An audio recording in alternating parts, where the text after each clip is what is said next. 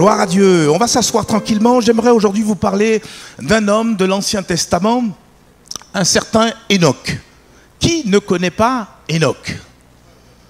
Alors on va lire juste 2-3 versets, parce que de toute façon, il n'y a pas beaucoup de versets le concernant, mais ce matin, ce sera certainement suffisant par rapport à ce que Dieu veut nous dire. Genèse chapitre 5, les versets 21 jusqu'au verset 24. Donc 3 versets, voilà, pour nous renseigner sur la personne d'Enoch.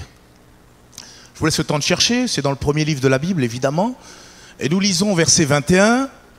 Enoch, âgé de 65 ans, engendra Métuséla.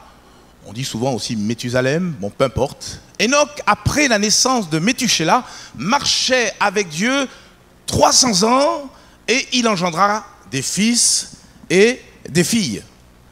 Tous les jours d'Enoch furent de 365 ans. Enoch marcha avec Dieu, puis il ne fut plus. Pourquoi? Parce que Dieu le prit. Gloire à Dieu. Plaise à Dieu que nous vivions également la même expérience qu'a vécu cet homme à la fin de son existence terrestre. En tout cas, ce que je note avec vous, déjà premièrement, c'est que le point essentiel que la Bible a voulu mettre en évidence concernant la vie de notre ami Enoch, c'est juste sa marche avec Dieu. Et ça nous interpelle ce matin. Parce que nous aussi, nous sommes un peuple en marche. La Bible nous dit que nous sommes voyageurs et pèlerins sur cette terre. Nous ne sommes que de passage. Notre cité à nous est dans les cieux. Et bientôt, Jésus-Christ viendra sur les lieux et nous décollerons. Et là, nous vivrons, comme le frère l'a dit tout à l'heure, en présentant les chants, nous vivrons d'éternité en éternité, à le chanter, à le louer, à l'adorer. Et nous ne nous lasserons jamais. Oui, nous sommes appelés à marcher avec Dieu tout le long de notre vie terrestre. Et ceci malgré les luttes et les combats. Qui n'a pas des luttes et des combats? Voire des épreuves. Si quelqu'un n'a pas de lutte et de combat, on va se voir après. Ou ne vous découragez pas, ça va arriver d'une manière ou d'une autre. Et oui, et Dieu seul sait combien la marche chrétienne est une marche quelquefois qui n'est pas évidente, soyons honnêtes et soyons vrais. Marcher avec Dieu, c'est marcher à contre-courant de ce monde. C'est savoir reconnaître le bien et puis savoir aussi dénoncer le mal. Et quelquefois, marcher à contre-courant de la pensée de ce monde. C'est pour ça que Jésus a dit, je ne te prie pas de les ôter du monde, mais de les préserver de l'esprit de ce monde. Mais voyez-vous, justement, quand on lit l'exemple d'Enoch, cet exemple, sa vie même, la vie d'Enoch, est là pour nous rappeler qu'avec l'aide de Dieu, nous pouvons marcher avec Dieu jusqu'au terme de notre pèlerinage terrestre. Oui, bien sûr, avec la grâce de Dieu, avec l'aide de Dieu. Parce que, de toute façon, Enoch n'a pas eu, à l'époque, toute la connaissance que nous avons actuellement, avec la révélation de la personne de Christ, avec le Nouveau Testament, la Nouvelle Alliance. On est entré dans une nouvelle dimension. Mais tout ça, Enoch ne le connaissait pas. Il n'avait même pas encore connaissance des 10 commandements, de la loi de Dieu. Quoique elle était déjà inscrite dans son cœur. Pourtant, Enoch a su marcher avec Dieu durant 3 siècles. Et ceci malgré les adversités qu'il a certainement rencontrées durant sa vie. Alors je vous propose justement de pouvoir peut-être nous arrêter quelques instants sur la vie de cet homme.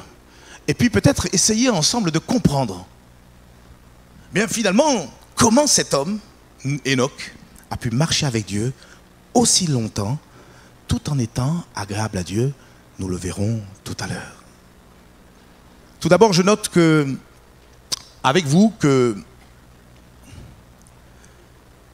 si Enoch, a pu marcher avec Dieu durant autant d'années, alors la palisse n'aurait pas dit mieux, parce que c'est tellement évident, mais je vais le dire quand même. Si à un moment donné, Enoch a su marcher avec Dieu durant tant d'années, c'est parce qu'à un moment donné de sa vie, il a choisi de pouvoir marcher. C'est évident, hein? Vous pouvez dire amen, hein?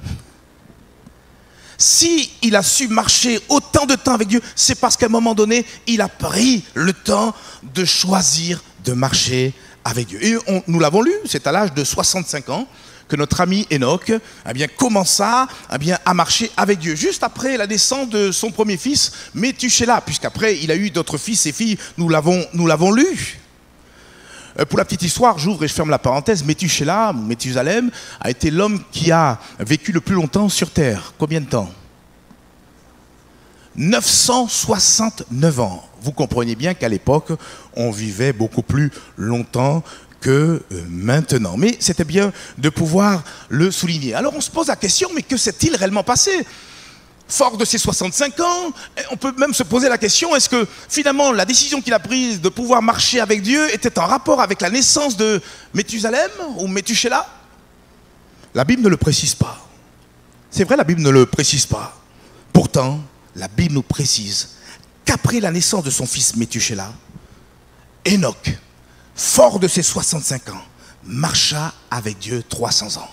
C'est comme si la Bible voulait, quelque part, nous notifier, quelque part, comment dirais-je, oui, un point de départ.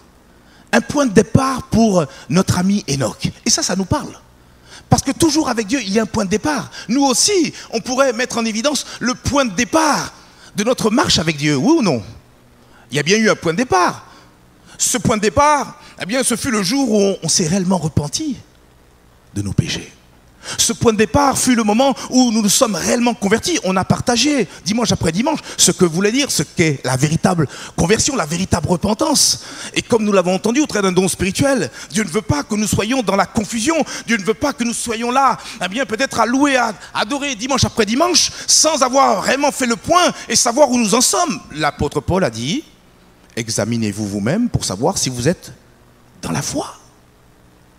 Ce point de départ, c'est aussi ce moment où on a voulu obéir à Dieu et devant tous, d'une manière publique, choisir de pouvoir s'engager en passant par les eaux du baptême. Voici le point de départ qui a été le nôtre. Le point de départ de notre marche spirituelle avec Dieu. Et ce point de départ, bien sûr, quelque part, on peut le dire, a nécessité un choix de notre part. Le choix de pouvoir suivre Dieu. Et j'aime à le dire, je le répète tant pis ce matin, la vie est quoi? Si on pouvait la résumer, c'est une succession de choix. Choix plus ou moins importants qui va impacter notre présent, qui va aussi impacter notre avenir et même notre éternité. Oui, on peut le dire aussi, même le lieu où nous passerons notre éternité sera ni plus ni moins, quelque part, la résultante de tous nos choix que nous faisons ici-bas. Enoch, lui, à l'âge de 65 ans, il a fait le choix de marcher avec Dieu. Je ne sais pas si vous connaissez ce petit chœur, je pense que les anciens connaissent ce chant qui dit « Oui, en mon cœur, j'ai choisi de suivre Jésus. Oui, en mon cœur, j'ai choisi de suivre Jésus toujours plus loin sans reculer. Le monde en arrière, et qu'est-ce qui est devant moi? La croix de Jésus-Christ. Si mes amis s'en vont, qu'importe, moi, j'irai. Toujours plus loin et sans reculer. Il y avait des chants à l'époque qui parlaient. Et quand on les chantait, ces chants nous engageaient et nous fortifiaient, alléluia, dans notre foi. Et toi, mon frère, ma sœur, toi, ami visiteur, peut-être toi qui viendrais pour là ou les premières fois, ou toi, ami internaute, qui en son temps écoutera ce message. Quel est ton choix, toi? Qu'as-tu choisi pour ta propre vie? Un jour, un homme de Dieu, et quel homme de Dieu, Moïse, a interpellé tout le peuple d'Israël. Et devant ce grand peuple rempli du Saint-Esprit, cet homme a invité le peuple d'Israël à pouvoir faire un choix. Et nous pouvons le lire dans Deutéronome chapitre 30, verset 19. Ce verset qui est très parlant, Moïse va dire, avec la puissance du Saint-Esprit, « J'en prends aujourd'hui à témoin contre vous le ciel et la terre. J'ai mis devant toi la vie et la mort, la bénédiction et la malédiction. Mais choisis la vie, afin que tu vives, toi et ta postérité. » Et quelque part, soyons honnêtes, choisir la vie revient ni plus ni moins choisir Dieu. à choisir de croire en Dieu et en celui que Dieu a envoyé, c'est-à-dire Jésus, son Fils unique. Parce que Dieu, il est la source même de la vie. Donc choisir la vie, c'est se tourner vers le Créateur et mieux que cela, vers celui qui veut devenir votre Père, votre Dieu, votre Sauveur et votre Seigneur. Choisir de croire en Jésus consiste aussi à le suivre. Oui, la Bible dit dans Jean chapitre 8, verset 12, c'est Jésus qui parle et qui s'adresse à ses disciples, mais aussi à la foule qui était souvent présente face à lui. Il dit, Jésus leur parla de nouveau, il dit, « Je suis la lumière du monde. Et celui qui me suit ne marchera pas dans les ténèbres, mais il aura quoi? La lumière de la vie. » Avez-vous la lumière de la vie dans votre vie? Avez-vous choisi Jésus en conséquence? J'ai choisi de suivre Jésus. Ma vie appartient au Seigneur. Vous savez, le plus beau cadeau qu'on pourrait faire au travers d'un culte, c'est bien le fait de pouvoir s'offrir littéralement, se placer sur l'autel de Dieu et dire, Seigneur, ma vie, c'est toi qui l'as rachetée. À quel prix le sang précieux de Jésus a coulé sous la croix pour nous justifier et pour, alléluia, faire de nous, alléluia, des enfants de Dieu. Que Dieu soit béni, que Dieu soit glorifié. C'est certain, si nous choisissons Jésus comme la lumière dans notre vie, alors nous n'aurons plus à bien souffrir d'être dans les ténèbres du péché. Au contraire, nous serons immanquablement par cette lumière conduits vers la vie éternelle. Que Dieu soit béni. Revenons à notre ami Enoch, parce qu'il veut encore nous enseigner sur justement comment cet homme a pu marcher aussi longtemps avec Dieu notre Père. Enoch a su marcher avec Dieu parce qu'il s'était aussi consacré à Dieu. Alors laissez-moi vous l'expliquer. Je ne sais pas si vous êtes au courant que les noms propres hébreux ont tous une signification. Est-ce que vous savez par exemple que Samuel veut dire Dieu a exaucé?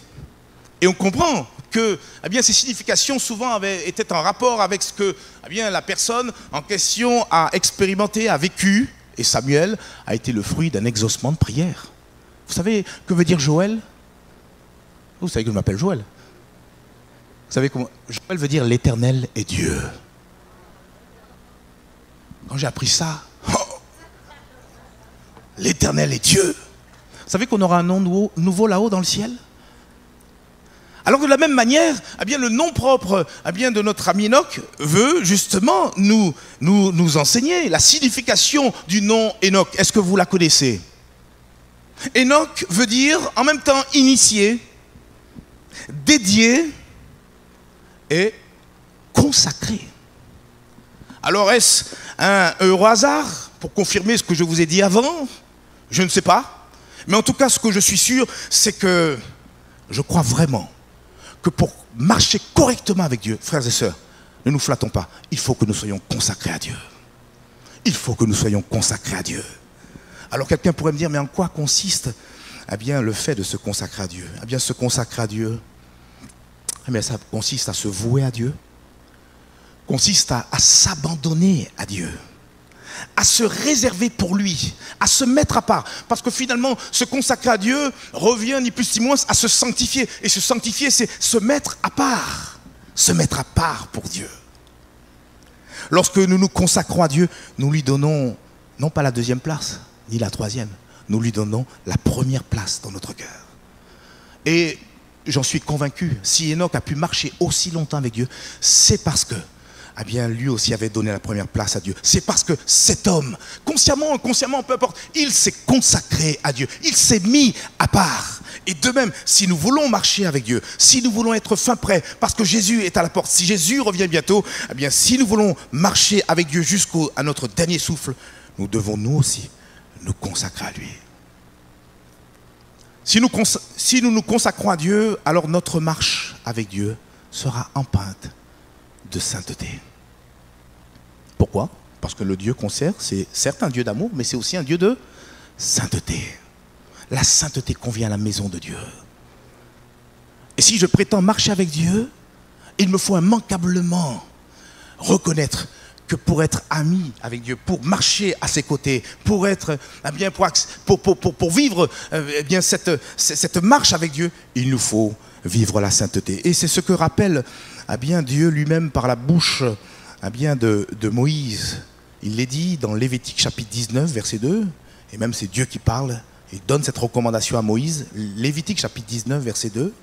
Parle à toute l'assemblée des enfants d'Israël et tu leur diras, soyez saints, car je suis saint, moi, l'Éternel, votre Dieu. Frères et sœurs, c'est impossible que je marche d'un même pas avec Dieu sans marcher dans la sainteté. Vous êtes d'accord avec moi? Je serai en décalage si à un moment donné je choisis des chemins de traverse, des chemins qui ne sont pas clairs, qui sont impurs, parce que le Dieu qu'on sert, c'est le Dieu de toute sainteté. Mais aussi, si nous nous consacrons à Dieu, alors notre marche avec Dieu sera également empreinte d'amour. On parle ce matin de marche, nous sommes en marche, frères et sœurs. Et regardez ce qu'il est dit dans le livre d'Éphésiens au chapitre 5 et le verset 2. Prenez précieusement toutes ces notes et vous pourrez relire toutes ces choses. Il nous est dit, marchez dans l'amour, à l'exemple de Christ, qui nous a aimés et qui s'est livré lui-même à Dieu pour nous comme une offrande et un sacrifice de bonne odeur. Il n'est pas fait mention là de l'amour éros, il n'est pas fait mention là de l'amour philéo, il est mention là de l'amour agapé, l'amour divin, l'amour de Dieu, qui est décrit comme dans 1 Corinthiens 13, comme cet amour qui est patient, qui est plein de bonté, cet amour qui croit tout, qui espère tout, qui supporte tout, qui est prêt à tout pardonner. C'est cet amour que nous avons besoin de manifester. Pour savoir si quelqu'un marche véritablement avec Dieu, jour après jour, il faut qu'il manifeste cet amour. Ne vous laissez pas tromper par quelqu'un qui vous dit « Moi je suis chrétien, moi je marche avec Dieu ». Et à côté de ça, cette personne porte une amertume ou une haine dans son cœur. Il y a contradiction. Ce n'est pas normal. Mais lorsqu'on marche avec Dieu, notre cœur est rempli d'amour. Et nous transpirons, excusez-moi l'expression, nous transpirons de l'amour de Dieu. Et nous la répandons, nous la prodiguons naturellement. On ne fait aucun effort parce qu'on libère cet amour qui est le fruit également de l'esprit. Si nous nous consacrons à Dieu, alors également notre marche avec Dieu sera empreinte de lumière. Éphésiens chapitre 5, versets 8 et 9, donc toujours dans le chapitre 5, quelques versets plus bas, il nous est dit « Autrefois vous étiez ténèbres, maintenant vous êtes lumière dans le Seigneur. Marchez comme des enfants de lumière. » Enoch marchait dans la lumière. Et nous aussi, nous sommes appelés à marcher dans la lumière. C'est quoi marcher dans la lumière? Si ce n'est refuser toute œuvre de ténèbres. Les dissimulations, les hypocrisies, les faussetés, tout ça, on a mis tout ça de côté. On marche dans la lumière, on marche dans la vérité. On est transparent. Ce que nous pensons, nous le disons. Et ce que nous disons, nous le vivons. C'est ça, marcher dans la lumière. Et puis peut-être un dernier point, si nous nous consacrons à Dieu, alors notre marche avec Dieu sera guidée par l'Esprit de Dieu. Il y a un principe spirituel que nous ferions bien de mettre en pratique dans notre propre vie personnelle, notre propre vie chrétienne. Et ce principe spirituel, je vous encourage à pouvoir le lire avec moi. Alors je vous laisse le temps de le chercher. C'est dans le livre de Galates, l'épître aux Galates, au chapitre 5. Vous qui luttez avec un péché, vous qui retombez et vous êtes dans ce processus péché, repentance, péché, repentance, péché, repentance, au point que vous êtes fatigué, vous vous lassez de vous-même, même vos plus grandes résolutions échouent.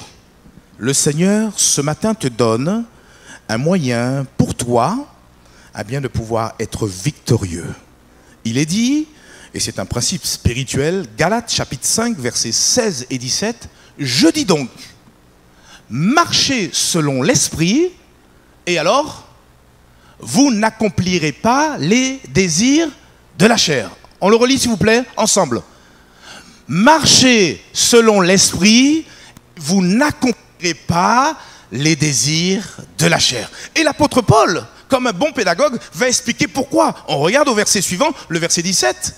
« Car la chair a des désirs contraires à ceux de l'esprit, et l'esprit en a de contraires à ceux de la chair. » Ils sont diamétralement opposés entre eux, afin que vous ne fassiez point ce que vous voudriez. Frères et sœurs, si nous acceptons de mettre en pratique ce principe spirituel dans nos vies, alors nous serons victorieux sur le péché, sur notre propre nature. Nous avons tous nos faiblesses, nous avons tous nos convoitises, nous avons tous nos failles. Et le diable, à force de nous observer, les connaît. ses failles. Et remarquez bien, il revient toujours au même endroit, par le même chemin qu'il a damé avec ses propres pieds. Mais cette fois-ci là, appliquez ce principe. Devant le choix de la tentation, choisir d'écouter la voix de Dieu, choisir de se laisser conduire par le Saint-Esprit. Parce que le jour où on a donné notre cœur au Seigneur, le Saint-Esprit, l'Esprit de Dieu, est venu habiter nos vies.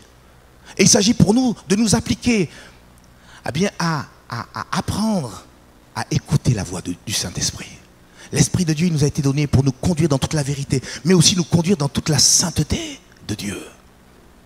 Apprenons à l'écouter. Si nous apprenons à l'écouter, alors nous serons victorieux, bien sûr, de tous nos peut-être nos travers, nos tentations, mais mieux encore, si nous nous laissons conduire par le Saint-Esprit, si nous appliquons donc ce principe de marcher selon l'Esprit, alors nous verrons la gloire de Dieu dans nos vies, mais aussi autour de nous.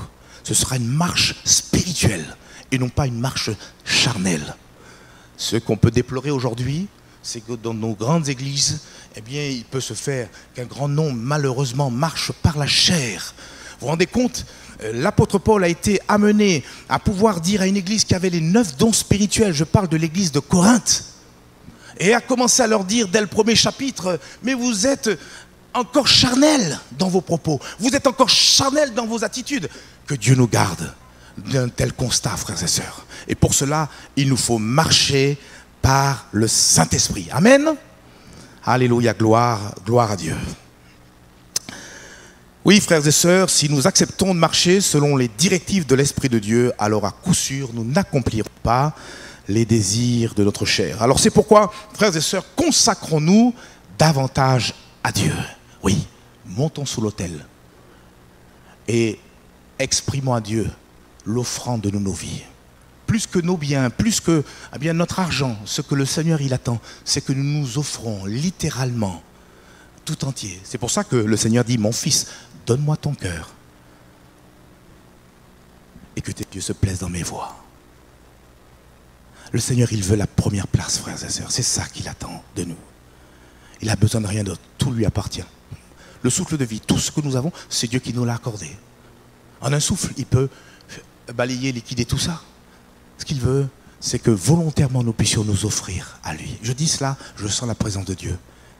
Et le Seigneur veut que je confirme ces choses-là. Au-delà même de tes paroles, de ton intention, ta volonté de... Abandonne-toi à Dieu. Place-toi sur l'autel. Trop souvent, tu échappes à Dieu. Tu reconnais que Dieu t'a racheté un jour par son sang précieux. Mais tu échappes à Dieu. Tu l'échappes. C'est pas d'aujourd'hui. Il n'y a rien de nouveau sous le soleil. Adam, notre premier parent, avec Ève, quand ils ont su qu'ils avaient péché, ils sont partis.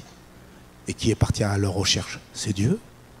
Et quelquefois, même en étant chrétien, le Dieu est obligé constamment de revenir vers nous. Il ne se lasse pas. Son amour va au-delà de nos imperfections. Et il te dit ce matin, consacre-toi. Ce n'est pas seulement des mots, c'est une vie, c'est une application, c'est une mise en règle de ta vie qui va montrer, qui va démontrer à Dieu que réellement tu te consacres à lui. J'en dis pas plus.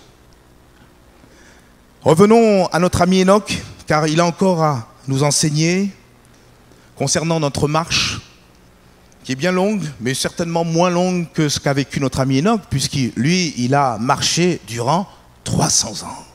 Enoch a su marcher justement avec Dieu durant autant de temps parce qu'il avait fait de Dieu son ami.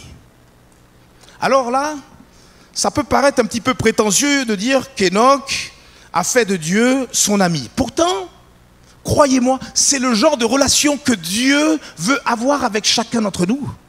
Dieu désire que nous puissions vivre une vie d'amitié, une relation d'amitié avec chacun d'entre nous. Vous le croyez ou pas?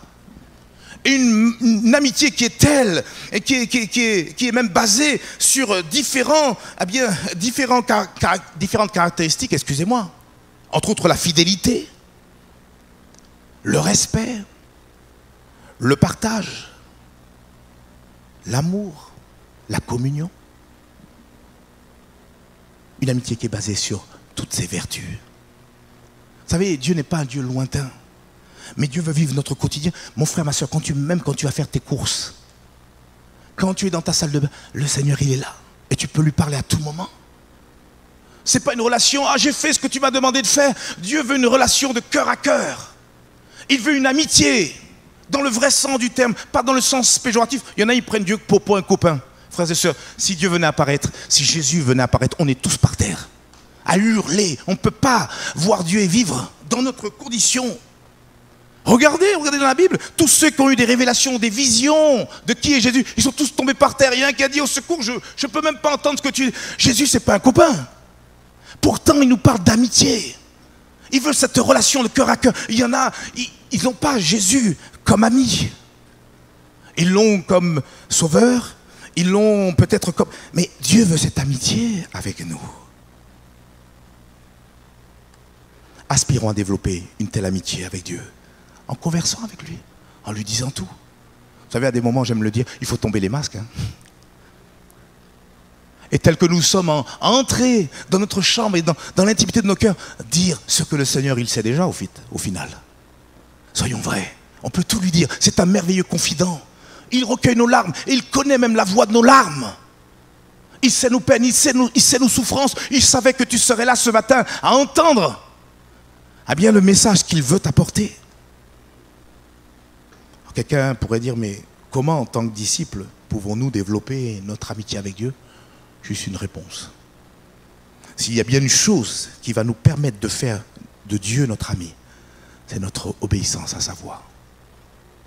Notre frère qui a introduit donc la Sainte Seine a pris Jean chapitre 15. Mais il aurait continué 2 ou 3 versets plus bas et il aurait aussi lu ce que j'aimerais vous lire aussi ce matin. Ce que Jésus a dit à ses disciples dans Jean chapitre 15, les versets 14. C'est simple. Et ça peut même résumer la vie chrétienne, ce que Dieu attend de chacune de nos vies. Vous êtes mes amis si vous faites ce que je vous commande. C'est le temps qui nous manquerait pour retrouver tous les passages où Jésus a appelé ses disciples ses amis. D'ailleurs, il les a choisis pour qu'ils soient avec lui. Vous voyez cette intimité, cette amitié. Et Jésus donne une piste. Vous êtes mes amis si vous faites ce que je vous commande. Et ce que le Seigneur nous commande de faire, faisons-le promptement. Quelquefois, on sait ce que Dieu nous demande de faire. Mais on tarde, on tourne en rond, avec nos explications, avec nos incompréhensions. Mais Seigneur, pourquoi tu veux que je fasse ça? Seigneur, attends, je vais te réexpliquer la situation. On explique à Dieu une situation. Mais on marche sur la tête, frères et sœurs. Le Dieu qui connaît toutes choses, s'il nous demande de faire quelque chose, obéissons. Et nous ne serons pas surpris du résultat. Comme j'avais raconté cette petite anecdote, ça me vient à l'esprit.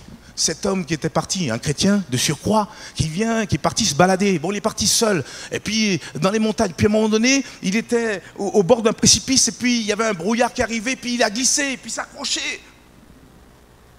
Et ses pieds balançaient dans le vide. Et il crie à Dieu, parce que c'est un chrétien. Seigneur, viens à mon aide, viens à mon secours, je suis là. Juché sur cette pierre. Viens à mon secours. Et Dieu, comme un parfait ami, mais aussi comme un parfait père, parle au cœur de son enfant et lui dit, j'ai entendu ta voix, lâche le rocher, voilà ce que je te demande de faire. Et cet homme s'accroche, et le premier réflexe, arrière de moi, Satan. Parce qu'il a son raisonnement, attention. Non, j'ai bac plus 4, bac plus 5, bac plus 6. Moi je sais si je lâche avec l'accélération, etc.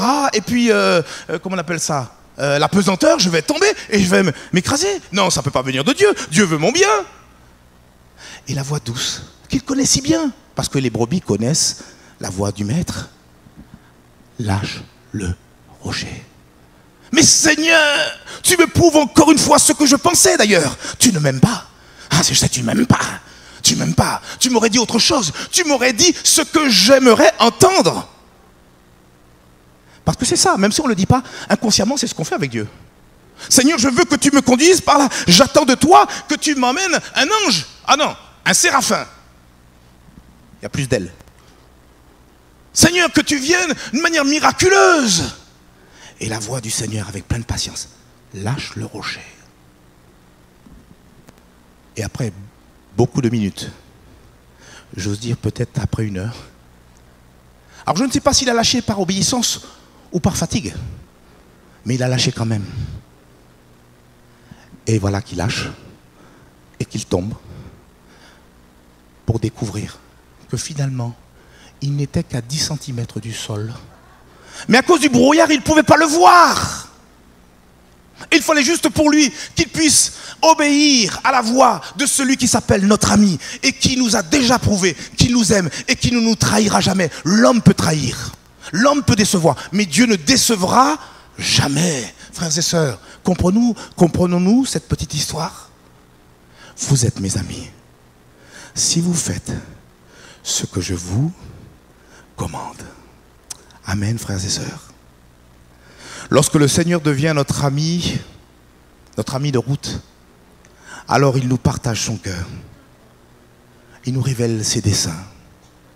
Vous savez comment les gens sont troublés? Ils se posent la question, qu'est-ce qui va nous arriver le prochain trimestre? Et puis l'année suivante, ils sont constamment dans l'inquiétude. Mais l'homme de Dieu, celui qui marche avec Dieu, homme ou femme, est en connexion avec la pensée même de Dieu. Et son cœur est rassuré. Et dans l'intimité avec Dieu, dans sa marche avec Dieu, il sait, Dieu lui accorde des révélations. Et je le confirme avec juste le verset suivant. On a lu Jean chapitre 15 verset 14. Mais lisons maintenant le verset suivant, le verset 15.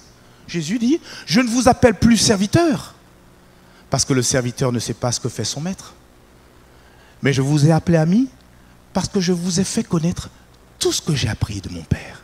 Voyez, le Seigneur, il communique, alléluia, sa pensée à ses enfants. Et on le voit bien au travers de tellement d'exemples. Abraham, d'ailleurs, qui fut appelé l'ami de Dieu, vous le savez. Abraham a su avant tout le monde, bien que Sodome et Gomorrhe allaient être détruits. Mais c'est parce que cet homme aussi marchait avec Dieu, bien que dans l'intimité avec Dieu, il a pu bien anticiper et voire même sauver son neveu Lot, qui était à l'intérieur de cette ville. On a aussi l'exemple de Jean. Jean qui marchait avec Dieu envers et malgré tout. Il s'est retrouvé isolé, certainement à cause de sa voix, donc de sa foi sur l'île de Patmos. Et là, sur l'île de Patmos, Dieu lui révèle, alléluia, toutes ces belles grandes révélations qu'on retrouve dans le livre d'Apocalypse. Je pense que les gens vont aller chercher bien auprès des devins, auprès des voyants, l'avenir. On a l'avenir écrit là.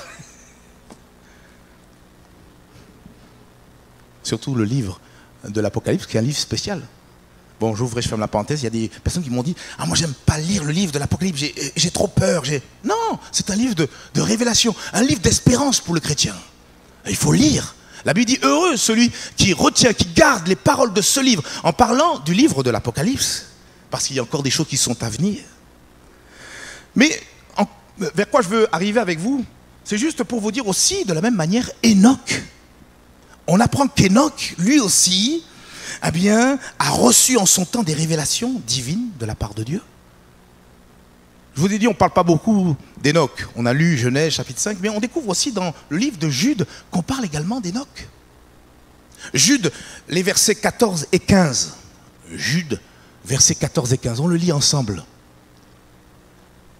C'est aussi pour eux qu'Enoch, le 7e depuis Adam, effectivement, après Adam, 7 générations plus bas, on arrive à notre ami Enoch. Il a prophétisé en ces termes. Qu'est-ce qu'il a dit, Enoch, en son temps? Voici le Seigneur est venu avec ses saintes myriades pour exercer un jugement contre tous et pour faire rendre compte à tous les impies parmi eux de tous les actes d'impiété qu'ils ont commis et de toutes les paroles injurieuses qu'ont proférées contre lui des pécheurs impies. Et quelque part, Enoch avait reçu de Dieu la révélation d'un jugement qui approchait. Enoch, on découvre qu'Enoch était en train déjà d'avertir sa génération qu'il y aurait une destruction de toute la terre. Il était en train d'avertir que, bien des siècles plus tard, Dieu allait détruire par le déluge toute vie sur terre, vous savez, sauf Noé et sa famille. D'ailleurs, je ne sais pas si vous le savez, alors là, j'entre un petit peu plus dans les détails. Lorsque le fils d'Enoch est né, la naissance même du fils d'Enoch a été comme un compte à rebours du jugement de Dieu. Et on découvre par la suite que quand eh bien, Métuséla, l'homme qui a vécu le plus longtemps sur terre, et ça peut être l'objet d'une prédication, à sa mort est arrivé exactement le déluge sur la terre. Et c'est étonnant, parce que là aussi, eh bien, quand on découvre ce que veut dire Métuséla, la signification du mot Métuséla veut dire à sa mort le javelot. Ou une autre définition, ce sera envoyé à sa mort. Et effectivement, à la mort de Méthusalem ou Métuséla a commencé le déluge. Mais remarquez que Métuséla a été l'homme qui a vécu le plus longtemps sur terre. Dieu ne veut pas que le méchant meure, mais il veut surtout qu'il se repente. Mais il y a un moment donné où Dieu va quand même sévir. Et s'il a détruit une première fois le monde par le déluge, il l'a dit dans l'épître de Pierre, il détruira ce monde par le feu. Pour ensuite recréer une nouvelle terre, des nouveaux cieux, où, alléluia, nous demeurerons éternellement avec Dieu notre Père. Frères et sœurs, si nous marchons avec Dieu, ce dernier saura également nous révéler ses desseins et sa volonté. Nous ne serons pas troublés comme le monde. Nous serons en paix. Parce que nous sommes un peuple qui marche, alléluia, en paix. Nous sommes un peuple qui marche dans la lumière. Nous sommes un peuple, alléluia, qui marche vers ce retour imminent de notre Seigneur Jésus-Christ. Que dire en conclusion? Peut-être revenir sur le texte d'introduction, Genèse chapitre 5, verset 24. Et nous terminons. Enoch marcha avec Dieu, puis il ne fut plus. Pourquoi? Parce que Dieu le prit. Et on a compris ce que ça veut dire. Pas qu'il est mort, mais d'une manière miraculeuse, Dieu le prit et l'enleva certainement au ciel. D'ailleurs, il y a 2 hommes sur la terre qui n'ont pas connu la mort. Allez, aidez-moi. Alors on a compris, le premier c'est Enoch, le deuxième c'est Élie. Élie. C'est étonnant parce que dans le livre d'Apocalypse, il nous est parlé de 2 hommes, 2 prophètes qui doivent redescendre. Enfin, j'en dirai pas plus, 3 points de suspension. Il a connu quelque chose, il a eu une fin extraordinaire. Et c'est ce à quoi nous sommes nous aussi appelés. À vivre une fin extraordinaire. Vaut mieux la fin d'une chose que son commencement. Il y en a, ils sont arrivés tout feu, tout flamme. Voilà, plein de zèle, plein de feu. Mais c'est une question d'endurance avec le Seigneur. C'est pas un 100 mètres qu'on doit... C'est vraiment le marathon. Et le marathon de chez Marathon, frères et sœurs. Et celui qui va aller loin doit ménager sa monture. Hein. Il faut persévérer. C'est pour ça que Jésus a dit, celui qui persévérera jusqu'à la fin, eh bien, il sera sauvé. Alors on pourrait se poser la question, mais pourquoi eh bien, Enoch a-t-il été enlevé? Eh bien, on a la réponse dans le livre d'Hébreux, parce que également le livre d'Hébreux nous parle de notre ami Enoch. Hébreux chapitre 11 et le verset 5, il nous est dit, c'est par la foi qu'Enoch fut enlevé pour qu'il ne vit point la mort et qu'il ne parut plus parce que Dieu l'avait enlevé. On a cherché Enoch, il est où Enoch? On ne sait pas. Dieu l'avait pris, Dieu l'avait enlevé. Et qu'il ne parut plus parce que Dieu l'avait enlevé, car avant son enlèvement, il avait reçu le témoignage qu'il était agréable à Dieu. Durant toute sa marche, Dieu voyant Enoch, Dieu pouvait parler de belles choses sur son fils, sur son enfant. Que dit Dieu de nous, frères et sœurs? Vous savez, quand Dieu a vu eh bien Job, il a dit, voilà un homme intègre, voilà, il était très fier. Quand Dieu nous regarde, qu'est-ce qu'il voit? Son cœur est-il dans la joie? Est-ce que nous lui faisons plaisir? Est-ce que nous réjouissons son cœur? Enoch était agréable à Dieu. Et nous voyons eh bien, comment nous pouvons être agréables à Dieu. Eh bien, la réponse est le verset 6. Le verset suivant, Hébreux 11, 6. Sans la foi, il est impossible de lui être agréable.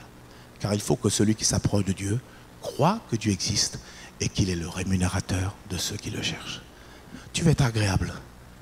Alors, il faut que tu marches avec ton Dieu avec beaucoup de foi. C'est une question de foi. Et quand Dieu te demande de lâcher le rocher, il faut que tu le lâches. C'est juste une question de foi. Parce que tu as confiance en Dieu. Parce que tu as foi en son amour. Parce que tu as foi en sa personne. Dieu ne change jamais. Dieu reste le même hier, aujourd'hui. Ma vie, je l'ai basée sur Dieu. Je continue à lui dire, Seigneur, ma vie t'appartient. Je ne veux pas concevoir un autre avenir qu'avec toi. J'ai déjà misé, j'ai misé sur Dieu. C'est pour ça que le diable me haït. J'ai misé sur Dieu. Ma vie lui appartient.